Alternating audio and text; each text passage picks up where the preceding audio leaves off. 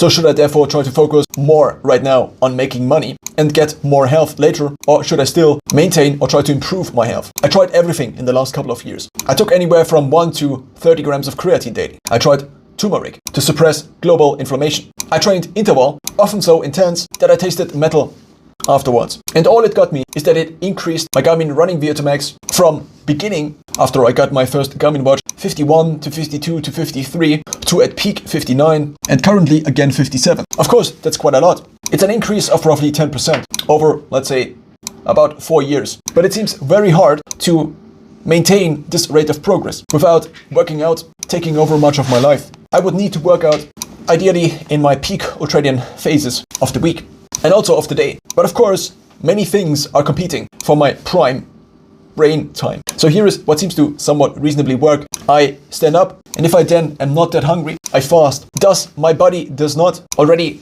have metabolic load in the form of carbs in the system. Also, I basically have my full blood available for doing mental work, as I also don't do much physical work. But I don't already have to, or rather my body does not already divert blood away from me having access to it, using it to function, to digestion. So with more and more compute coming online, I'm beginning to wonder when major problems of health will be figured out. Is it in 2 years? Is it in 10? Is it in 150? And depending on this timeline, of course, my decision weights would change. Do I work out 4 times a week, strength, or 1 time a week? Of course, doing 1 time a week is not really maintaining anything. For me, a common rule for at least strength training seems to be that if I'm doing 1 time a week, then I lose strength. If I'm doing 2 times, then at best I can maintain my strength. 3 times is then normal maintenance to very, very, very light progress. And 4 times is potentially slight progress, but also then, because I still have to do cardio and also other work,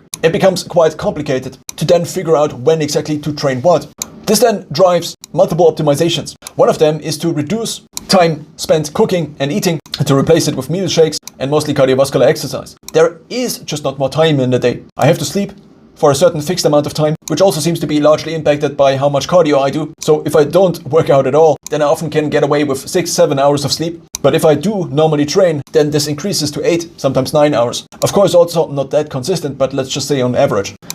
So the main question I'm asking myself, maybe should not be. So the main question I should ask myself, maybe should not be whether I train 1 or 7 times a week. But obviously, it's in the margins anyway. It's in 3 or 4 times. And a big problem with trying to predict the future and basically betting on potential improvements in health that of course also then probably will cost money, or rather one benefits having more money from more health, is that in the short term, even just timing the cortisol releases, teaching the body to release more cortisol, because one